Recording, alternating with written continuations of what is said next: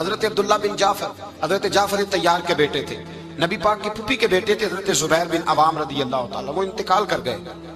ان کا جب وصال ہوا تو 10 لاکھ دینار کا قرضہ تھا ان پر، اور جو زمین انہوں نے چھوڑی وہ زمین بنجر تھی۔ لو سن لے، جن پر قرضہ چڑھا ہوا ہے وہ نسخہ بھی سن لے، جن پہ قرضے ہیں نا، جو تنگ دست ہیں، جو روز رکے بھیجتے ہیں دعاؤں کے کہ بڑی پریشانی ہے، وہ وظیفہ سنیں، وہ وظیفہ سنیں۔ ہمارے زمانے میں وظیفے لینے کا رواج نہیں، تویز لینے کا رواج ہے۔ لینا چاہیے، تویز بری چیز نہیں، اچھی چیز ہے، لیکن زیادہ کام برکت والا کیا ہے؟ اللہ اللہ کرنا۔ کیا کام ہے؟ سجدہ کرنا برکت والا کام ہے۔ حضرت عبداللہ بن جعفر تیار کہتے ہیں میں نے قرضہ لینا تھا زبیر بن عوام سے، وہ وصال کر گئے۔ میں ان کے بیٹے کے پاس گیا، عبداللہ بن زبیر کے پاس۔ میں نے کہا پیسے لینے تھے، کہا بالکل لینے ہیں، میرے ابا جی مجھے وصیت کر کے گئے، لکھ کے گئے کہ یہ پیسے دینے، اور وہ یہ لکھ کے گئے ہیں، میں زندگی بھر کوشش کرتا رہا ہوں، ادا نہیں ہو سکے، بیٹا تیری ذمہ داری ہے میرے قرضے ادا کرنا۔ عبداللہ بن زبیر رضی اللہ تعالیٰ عنہ کہنے لگے میں انشاءاللہ آپ کی رقم دے دوں گا۔ تو عبداللہ بن جعفر تیار کہنے لگے بھائی ہم دونوں آپس میں ہیں، کوئی شے نہیں چھوڑ کے گئے آپ کے ابا جی، کوئی چیز نہیں۔ توجہ ہے میری بات پر؟ یہ صحابہ کا ذرا انداز دیکھیے گا بندگی کا، کوئی چیز نہیں چھوڑی۔ تو حضرت زبیر بن عوام کہنے لگے ایک زمین کا ٹکڑا ہے، وہ بھی بنجر ہے، اس میں بھی کوئی کھیتی نہیں اگتی، سبزہ نہیں ہوتا، بنجر ہے، پانی کوئی نہیں، اور وہ اتنی خشک ریتلی زمین ہے کہ بڑا مشکل کام ہے وہاں سیراب کرنا، بے آباد زمین ہے۔ حضرت سیدنا عبداللہ بن جعفر کہنے لگے تو اس طرح کر، وہ مجھے ساری نہ دے، اس میں سے تھوڑی سی مجھے دے دے، میں 10 لاکھ دینار کے عوض وہی رکھ لیتا، تیرے باپ کا قرضہ ادا ہو گیا، دے تو صحیح۔ انہوں نے کہا کیا کریں گے، وہ تو کسی کام کی نہیں، چند کوڑیوں کی بھی نہیں، فرمایا مجھے دے دو، میں جانوں اور میرا کام جانے۔ او بھائی یہ تھے بندگی والے لوگ، یہ تھے جن کا رب سے رشتہ ہے، جنہوں نے حضور کے صلی اللہ علیہ وسلم کے پاس بیٹھ کر بندگی سیکھی تھی۔ کہتے زمین کا ٹکڑا لے لیا، بنجر بے آباد ریتلی زمین، جب میرے حصے میں آئی پہلے دن اپنے غلام سے کہنے لگے جو جگہ تجھے زیادہ سخت لگتی ہے نا وہاں میرا مصلی بچھا دے، جو تجھے زیادہ بنجر بے آباد لگتی ہے وہاں مصلی بچھا۔ غلام نے مصلی بچھایا تو عبداللہ بن جعفر نے اللہ اکبر کہہ کے نیت باندھی۔ یہ حضرت جعفر تیار کے بیٹے حضرت علی کے بھتیجے، انہوں نے نیت باندھی نماز کی، سر سجدے میں رکھا، رونے لگے، کہنے لگے اللہ میں بھی تیرا بندہ اور جس سے لینے تھے وہ بھی تیرا بندہ، خدا بندہ ہمارے درمیان مہربانی فرما، کرم نوازی کر، رحمت کا فیصلہ فرما۔ اتنا روئے کہ مصلی بھیگ گیا۔ کہتے اتنا تڑپ رہے تھے کہ صحابہ اکٹھے ہو گئے ان کے گرد، مصلی بھیگ گیا۔ جب بھیگا ہوا مصلی نماز مکمل کر کے اٹھایا نا، کہتے مصلی اٹھایا تو نیچے سے اللہ نے پانی کا چشمہ جاری فرما دیا، اللہ نے پانی کا چشمہ جاری کر دیا۔ فرمایا بناؤ حوض، کرو کھیتیاں سیراب۔ فرماتے ہیں جہاں ایک درخت نہیں اگتا تھا اللہ نے پورا باغ اگا دیا، جہاں ایک پھل نہیں ہوتا تھا وہاں عالی شان پھل لگ گئے، قرضے بھی ادا ہوئے۔ حضرت زبیر بن عوام کے بچوں کے پاس مال دولت بھی بچ گیا۔ لوگ جب کہتے ہیں یہ ساری کس چیز کی برکت ہے، اور فرماتے ہیں یہ ساری سجدوں کی برکت ہے، یہ رب کی بندگی کی برکت ہے، یہ اس کی بارگاہ میں نماز پڑھنے کی۔ مسلمان توجہ نہیں کرتا، توجہ نہیں۔ جاگ رہے ہیں آپ حضرات؟ یہاں کوئی حکومت اعلان کرے نا کہ ہر نماز کے بعد 500 روپیہ، کتنا جی؟ میرے خیال ہے کسی بھی نہیں ہونا مسجد۔ اور خدا کے بندو بات سمجھو، رب فرماتا ہے تو مسجد آدھا میں تجھے برکت عطا کروں گا، میں تجھے برکت دوں گا۔ میں ایک صحابی کہتے ہیں مجھے اکثر یہ حضور کا فرمان سنتا تو میرے دل میں خیال آتا آخر اللہ کس طرح برکت دیتا ہے اللہ آخر۔ ایک صحابی کہتے ہیں نبی پاک صلی اللہ تعالیٰ علیہ وسلم نے فرمایا عبادت کرو اللہ برکت دے گا۔ میرے دل کے اندر خیال آیا کس طرح، آخر اللہ کس طرح سے نوازتا ہے، اعلان کیا ہے؟ کہتے میں یہ بات سوچ کے نا تو مجھے قضائے حاجت کی حاجت ہوئی، پخانہ پیشاب کے لیے میں نکلا تو ایک جگہ دور جا کے میں بیٹھا کھیتوں میں، دور جا کے کہتے میں پیشاب کر رہا تھا تو ایک چوہا اپنے بل سے نکلا اور ایک ہیرا میرے پاس رکھ گیا، میں پیشاب کر رہا ہوں، کہتے پھر گیا اندر تو ایک ہیرا اور رکھ گیا، پھر گیا تو پھر رکھ گیا، پھر گیا تو پھر رکھ گیا، کہتے 15 ہیرے چھوڑ گیا۔ اب میں فارغ ہوا، وہ ہیرے اٹھائے گھر نہیں لے کے گیا، مسجد نبوی میں گیا کہ حضور سے پوچھوں میرے لیے جائز بھی ہے کہ نہیں، بلوں سے نکل رہے ہیں، بلوں سے پیسے نکل رہے ہیں، ہمارے سارے بلوں میں ہی چلے جاتے ہیں، بلوں سے پیسے آ رہے ہیں صحابہ کو، برکت دیکھیں عبادت، بلوں سے پیسے آ رہے ہیں، بل سے۔ فرماتے ہیں میں وہ ہیرے اٹھائے تو در رسول پہ، جب میں نے پہلا قدم رکھا نا مسجد نبوی میں تو تو مجھے بتانا نہیں پڑا، میرے مصطفیٰ نے میرا چہرہ دیکھا اور مسکرا کے فرمایا پتہ چلا ہے اللہ کس طرح نوازتا ہے، خبر ہوئی ہے اللہ کس طرح نوازتا ہے؟ فرمایا رب کی بارگاہ میں جھکے رہو، وہ تمہیں وہاں سے دے گا تمہارا گمان بھی نہیں گیا ہوگا، اس کے حضور تو آؤ، اس کی جانب تو توجہ کرو۔ بندگی کی اپنی ایک لذت ہے، سجدے کا اپنا ایک ذائقہ ہے۔ اگر آپ نبی کریم سید عالم صلی اللہ تعالی علیہ وسلم کی عبادات کو ملاحظہ کریں نا تو سرکار کی زندگی میں کثرت ہے عبادت کی۔ اعلان نبوت سے پہلے کتنے کتنے مہینے حضور غار حرا میں عبادت کرتے تھے، تنے تنہا۔ حرم کعبہ قریب تھا لیکن وہاں رش ہوتا تھا، لوگ ہوتے تھے۔ فرمایا میں اکیلے میں اپنے رب کو منانا چاہتا ہوں۔ کتنے کتنے ایام حضور غار حرا میں عبادت کرتے۔ پھر صحابہ کرام علیہم رضوان فرماتے ہیں کہ مدینہ منورہ میں حضور کا یہ رنگ ہوتا، اتنے لمبے سجدے کرتے کہ لگتا روح مبارک کی پرواز کر گئی، اتنے لمبے سجدے کرتے۔ حضرت سیدنا معاذ بن جبل رضی اللہ تعالیٰ عنہ فرماتے ہیں 3 دن ہو گئے حضور چلے گئے، مدینے میں نظر ہی نہیں آ رہے۔ صحابہ پریشان، ابو بکر صدیق، عمر فاروق، عثمان غنی، مولا علی ڈھونڈتے پھرتے، حضور سید عالم صلی اللہ علیہ وسلم کا پتہ نہیں۔ فرماتے ہیں جناب صدیق ایک بار گھومتے گھومتے جبل سلا کی پہاڑی کے قریب گئے، ایک چرواہا بکریاں چلا رہا تھا، اس سے پوچھا تم نے میرے محبوب کو تو نہیں دیکھا؟ تو کہنے لگا مجھے نہیں پتا تمہارے محبوب کون ہے۔ ایک آدمی آج 3 دنوں سے غار میں رو رہا ہے، اتنی شدت کے ساتھ روتا ہے کہ میری بکریاں جا کے غار کے سامنے بیٹھ جاتی اور بکریاں بھی روتی ہیں، میں بڑا کھینچتا ہوں پر لوٹتی نہیں، رات کو گھر لے کے جاتا ہوں تو جاتی نہیں، سویرے باڑے سے نکالتا ہوں تو دوڑی ہوئی آتی ہے، پھوٹ پھوٹ کے روتی ہیں، لیکن حال یہ ہے کہ دودھ پہلے سے بھی زیادہ دیتی ہیں۔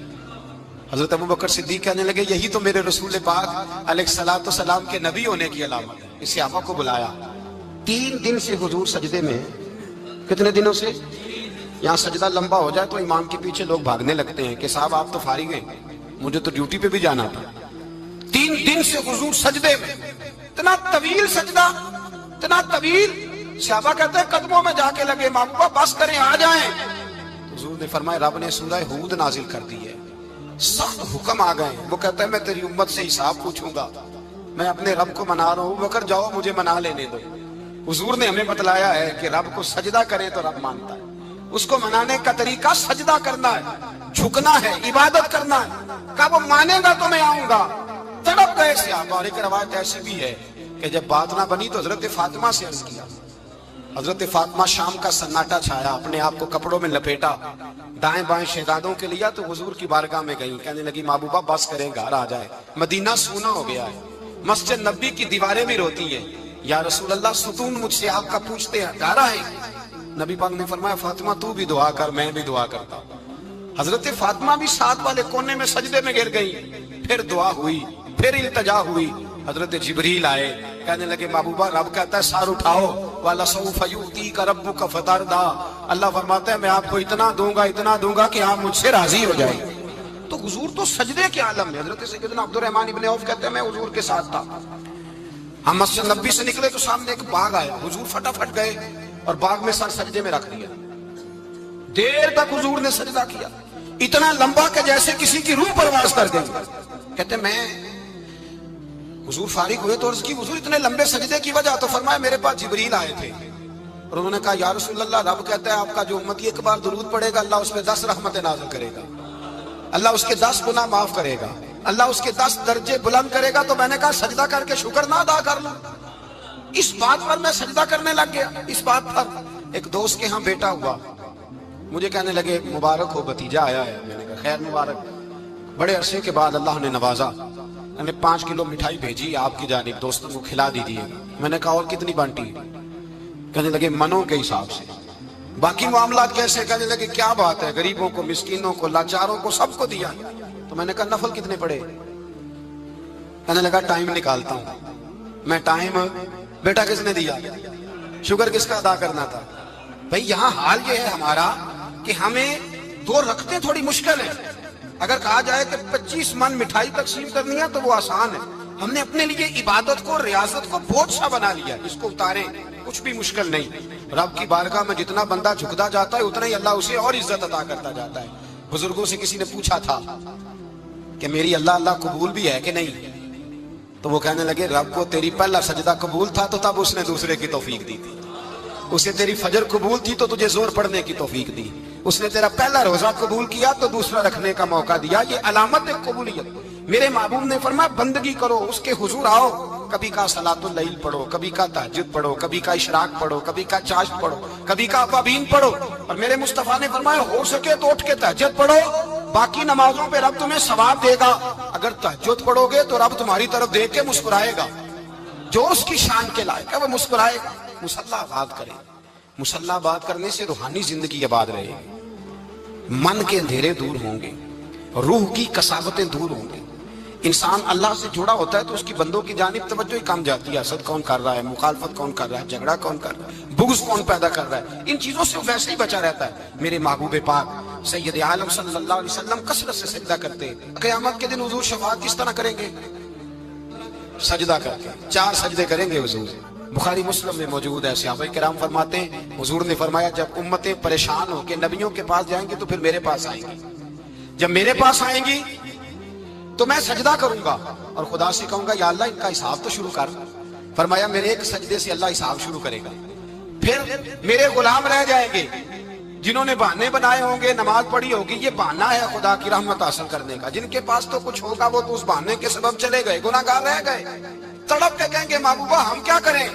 تو حضور فرماتے ہیں میں لمبا سجدہ کروں گا۔ فرماتے ہیں میں لمبا سجدہ جب کروں گا تو رب لمبے سجدے کے بعد فرمائے گا محبوب سار اٹھائیے، آپ مانگیے میں عطا کرتا ہوں، آپ سوال کیجئے میں دیتا ہوں، آپ سفارش کیجئے میں قبول کرتا ہوں۔ تو میں اللہ میرے گناہ گاروں کو بخش دے۔ رب کہے گا جس کے دل میں رائی کے دانے کے برابر ایمان ہے اسے لے جائیے، لے جائیے، لے جائیے اسے۔ ایک حدیث میں ہے جس کے دل میں جو کے دانے کے برابر ایمان ہے لے جائیے۔ حضور فرماتے ہیں ان کو جنت میں بھیج کے میں پھر سجدے میں گر جاؤں گا۔ لمبا سجدہ، تیسرا سجدہ، اے اللہ مہربانی کا رحمت فرما۔ اللہ کہے گا محبوب سار اٹھاؤ، جو مانگو گے میں دوں گا، یا اللہ اور فضل کر۔ جس کے دل میں رائی کے دانے سے بھی کم ایمان ہے محبوب اسے بھی جنت میں لے جاؤ۔ حضور فرماتے ہیں میں اور سجدہ کروں گا، پھر جس کے دل میں اس سے بھی کم ایمان ہوگا اسے بھی لے جاؤں گا۔ صبح قیامت میرے مصطفیٰ کریم علیہ السلام امت بھی سجدہ کر کے بخشوائیں گے۔ جب حضور سجدے کر رہے ہیں تو امت کیوں نہیں کر رہی؟ حضور سجدے کر کے بخشوائیں گے، امت سجدہ ہی نہیں کر رہی، توجہ ہی نہیں کر رہی۔ میرے بھائی سجدے کی اتنی کیفیت ہے، عبادت کی اتنی لذت ہے کہ حضرت عائشہ فرماتی ہیں تیز آندھی آتی تو حضور نماز پڑھنے لگے، تیز آندھی آتی تو نماز پڑھتے، بارش نہ ہوتی تو نماز پڑھتے، بارشیں زیادہ ہوتی تو نماز پڑھتے، سورج گرہن ہوتا تو حضور نماز پڑھتے، چاند گرہن ہوتا تو نبی پاک، بلکہ حضرت عائشہ کہتی ہیں گرہن لگا چاند کو تو حضور نے فٹافٹ سر سجدے میں رکھ دیا، اور نماز کے بعد حضور رونے لگے، کہنے لگے اے اللہ تو نے کہا نہیں تھا کہ میں تیری موجودگی میں انہیں عذاب نہیں دوں گا؟ اللہ درگزر کر اپنے بندوں سے، رحمت فرما، کرم نوازی فرما۔ فرمایا ہر موقع پر حضور نماز پڑھتے۔ سید عائشہ صدیقہ فرماتی ہیں کبھی کبھی میرے بسترے نور میں حضور ہوتے، فرماتے ابو بکر کی بیٹی تو اجازت دے تو رب کو راضی نہ کر لوں؟ میں کہتی میری کیا جرت ہے؟ تو حضور نماز کی نیت باندھتے، بخاری مسلم میں لفظ ہیں، حضرت عائشہ کہتی ہیں حضور اتنی لمبی نماز پڑھتے کہ قدموں میں ورم آ جاتا، اتنی لمبی بندگی فرماتے کہ قدم مبارک سوج جاتے، ورم آتا۔ میں عرض کرتی حضور آپ کی برکت سے اللہ اگلے پچھلوں کو معاف کرے گا، آپ اتنی آہوزاری کیوں کرتے ہیں؟ اللہ نے آپ کو محبوب بنایا ہے، شفاعت کا حق دیا ہے، سب سے اعلیٰ امت دی، حضور اتنی آہوزاری؟ تو حضور فرماتے عائشہ تو نے بتایا نا رب نے مجھے بڑا دیا ہے، افلا اکون عبدا شکورا، اب میں رب کا شکریہ ادا نہ کروں؟ میں لمبی نمازیں پڑھ کے اس کا شکریہ ادا کرتا ہوں، اس کی بارگاہ میں حاضر ہوتا ہوں۔ میرے بھائی نماز نہیں تو انسان کاہے کا، سجدہ نہیں تو اس نے زندگی کہاں بتا دی؟ اگر اللہ کی بارگاہ میں ایک صحابی نے سر سجدے میں رکھا تو ماتھے پہ مٹی لگ گئی، وہ جھاڑنے لگے، میرے قریب نے فرمایا نہ جھاڑ، جب تک سجدے کی مٹی پیشانی پہ رہتی ہے اللہ کے فرشتے درود پڑھتے رہتے ہیں، اس سے رہنے دو، یہ تو لذت ہے۔ عزت والا وہ ہے جو مالک کی بارگاہ میں۔ حضرت صلہ بن عشیم کے بارے میں صحابہ کہتے ہیں بڑے عبادت گزار تھے، نیک تھے۔ حضرت انس بن مالک کہتے ہیں ہم نوجوانوں کا دل کیا کہ ذرا اس صحابی کی عبادت کا تو پتہ کریں، کس طرح کی ہے عبادت کا تو پتہ کریں۔ فرماتے ہیں جنگ کا موقع تھا، رات کے وقت جب دنیا سو گئی نا تو وہ بھی لیٹ گئے، جب دیکھا سب لوگ سو گئے تو چپکے سے اٹھے تو جنگل میں چلے گئے، جنگل میں جا کے نماز کی نیت باندھ لی۔ کہا صلہ بن عشیم صحابی ہیں، وہاں نماز پڑھنے لگے، کہتے ہیں میں بھی پیچھے پیچھے ہو گیا کہ پتہ تو کروں کس طرح پڑھتے ہیں۔ تھوڑی دیر گزری تو شیر آ گیا، شیر نے آ کے تھاڑا، للکارا۔ فرماتے ہیں میں ڈر کے درخت پہ چڑھ گیا۔ حضرت صلہ بن عشیم نے نماز کا سلام پھیرا، اطمینان کے ساتھ شیر سے کہنے لگے اور جا چلا جا کہیں اور رزق تلاش کر، میں تو اپنے رب کی عبادت کر رہا ہوں۔ میں تو اس کی بارگاہ میں جھکا ہوا ہوں, مجھ پر تیرا قبضہ نہیں ہو سکتا. جب جنگلی درندوں کا قبضہ نہیں ہو سکتا تو کسی اور درندے کا عبادت گزار پہ قبضہ ہو سکتا ہے؟ حضرت انس بن مالک فرماتے ہیں مجھے سمجھ آ گئی, جو درندوں سے بچنا چاہے, ظالموں, جابروں, فاسقوں سے بچنا چاہے, وہ اپنے آپ کو رب کی بارگاہ میں جھکائے, وہ اس کے حضور حاضری دے. جو بچنا چاہے. میرے بھائی, رمضان المبارک آیا, مسجدیں بھری, 2-3 دن 4 دن نئی صفیں خریدی لوگوں نے, پھر 2-4 روزے گزرے, پھر چند دن گزرے, پھر وہی معمول کے نمازی. ایک بات بتاؤ, گکھڑ میں نا 4-5-6 قبرستان ہیں, ان قبرستانوں کی تختیوں کو کبھی پڑھیں جا کے. ایسے لوگ آپ کو ملیں گے جن کی وجہ سے حکومتیں چلتی تھیں, وہ سو گئے تو پیچھے کام بند ہو گیا. کیا ہوا؟ کام چل رہا ہے کہ ختم ہو گیا؟ بیٹا جس کا گزارا نہیں نہ ہوتا باپ کے پاس, وہ کہتا میں جی نہیں سکوں گا, وہ بھی جیتا ہے اور کھول کے جیتا ہے. بی بی کہتی ہے میرے تو سر سے تاج اٹھ گیا, زندگی کیسے گزرے گی؟ کچھ بھی نہیں ہوتا, سب ہوتا. 20-20 سال عورتیں بیوہ کی زندگی گزار کے چلی جاتی ہیں. یہ جو ہم نے اپنے اوپر بہت زیادہ بوجھ رکھا ہوا نا, جھوٹ بولتے ہیں بہت سارے لوگ, مجھے وقت نہیں ملتا نماز کا, یہ بہت بڑی جرت ہے, بہت بڑی. مجھے میرا کوئی دوست کہے نا میرے پاس ٹائم نہیں آپ کے پاس آنے کا, تو ہو سکتا ہے میں بگڑ جاؤں. تو کیسا یار ہے, ملنے کا ہی ٹائم نہیں تیرے پاس؟ وہ میرے بھائی تو اللہ سے ہی کہہ رہا ہے کہ میرے پاس ٹائم نہیں تیرے پاس آنے کا, اور اب سے ہی کہہ دیا تو نے, اللہ سے ہی کہہ دیا ہے. نماز اتنا ضروری کام کہ حضور کا وصال کا وقت آیا, عین اس وقت بھی حضور نے فرمایا میری 2 باتیں یاد رکھنا. حضور کیا فرمایا کہ غلاموں سے اچھا سلوک کرنا, دوسرا اپنی نماز کی حفاظت کرنا, اسے چھوڑنا نہ. اور صحابہ کہتے ہیں جب حضور کو بڑی نکاہت ہو گئی, بظاہر قدم نہیں اٹھایا جاتا, اس وقت بھی فرمایا مجھے 2 بندے اٹھا کے لے جاؤ, میں مسجد جا کے نماز پڑھنا چاہتا ہوں. نماز اتنا بڑا کام کہ حضور نے فرمایا جو کھڑے ہو کے نہ پڑھ سکے بیٹھ کے پڑھے, بیٹھ کے نہ پڑھ سکے لیٹ کے پڑھے, لیٹ کے نہ پڑھ سکے اشارے سے پڑھے. چھٹی کسی کو دی, ہم نے خود ہی چھٹی کر لی, خود ہی. اور یہ یاد رکھیں, پکی بات ہے, قبر میں نہ بیٹا آئے گا نہ بیٹی آئے گی. میں بچوں کے لیے کر رہا ہوں, جھوٹ ہے سارا. رجسٹریاں ساری اپنے نام رکھی ہوئی ہیں, بینک بیلنس اپنے نام. بچے تو منتیں کرتے ہیں کہ چلو تھوڑے ہی دو, میں کاروبار کر دوں. کوئی نہیں, قریب بھی نہیں آنے دیتے, جھوٹ بولتے ہیں بچوں کے نام پہ. ہر شے پکی کی ہوئی اپنے نام, اپنی مرضی سے خرچ کرتے ہیں, اپنی مرضی کو دیتے ہیں جس کو دینا ہوتا ہے. بلکہ بہت سارے تو ناانصافی بھی کرتے ہیں. او بھائی سمجھ لیں اس بات کو, پرکھیں, اپنے لیے کچھ کر کے جائیں. اگر خدا سے بندگی کا رشتہ ہو, مولا علی شیر خدا پتہ کیا فرمایا کرتے تھے؟ حضرت علی فرمایا کرتے تھے میں نے تو دعا کی ہے خدا بندہ جنت میں بھی نماز کی توفیق دینا. اگر نماز نہ ہوئی تو جنت میں دل کیسے لگے گا, بغیر نماز کی طبیعت کیسے رچے گی؟ آپ یقین کریں نماز انسان کو بناتی ہے. نماز نکال دی جائے نا تو زندگی کا حسن ختم ہو جائے. لوگ ٹائم دیتے ہیں 3 بجے کا, 4 بجے کا, 5 بجے کا, لیکن مذہبی لوگ ٹائم دیتے ہیں زور کے بعد کا, عصر کے بعد کا, فجر کے بعد کا. مسلمان کی تو ترتیب ہی نماز سے شروع ہوتی ہے. نماز کب فرض ہوئی؟ معراج کی رات. کب فرض ہوئی جی؟ لیکن حضور جب گئے نا حرم شریف, یہاں بھی نماز پڑھا کے گئے, لینے جا رہے تھے نماز, لیکن مسجد اقصی میں بھی 2 رکعتیں پڑھا کے گئے. ابھی نماز آنی تھی, حضور اس سے پہلے نمازیں پڑھا رہے ہیں. تو نماز کا تو رشتہ ہے, نماز سے تو تعلق ہے. نماز حضرت سعید بن مسیب رضی اللہ تعالیٰ عنہ فرماتے یزید کی فوجوں نے جب مدینے پہ حملہ کیا تو انہوں نے گھوڑے باندھ دیے مسجد نبوی میں, 3 دن تک نماز نہ ہونے دی معاذ اللہ. فرماتے ہیں میں دیوانہ بن کے حضور کی قبر کے پاس بیٹھ گیا, میں دیوانہ بن گیا کہ وہ مجھے پاگل اور دیوانہ سمجھ کے چھوڑ دے. فرماتے ہیں قسم اللہ کی عزت کی, جب نماز کا وقت آتا تھا حضور کی قبر سے اذان کی آواز آتی, قبر انور سے جماعت کرانے کی آواز آتی تھی, قبر کے اندر سے. گویا میرے مصطفیٰ, شاید اسی لیے حضور نے 2 غلاموں کو ساتھ رکھا ہے, اذان بھی ہوتی رہے جماعت بھی ہوتی رہے. حضور تو اندر بھی جماعتیں کرا رہے ہو بھائی, وہاں بھی جماعتیں ہو رہی ہیں, اور تو یہاں نماز نہیں پڑھ رہا اور بہانہ بنا کے کھڑا ہے بہانہ بنا کے. نہ ایسا کر, وہ بھی جتنا وقت ملے مسجد میں جا کے گزارے, قرآن شریف کے ساتھ گزارے, ذکر کے ساتھ گزارے, عبادت کے ساتھ گزارے. اپنے آپ کو زیادہ سے زیادہ عبادت میں مصروف کریں. یہ اللہ کے ساتھ رشتہ ہے. عبادت نہیں تو بندگی کاہے کی.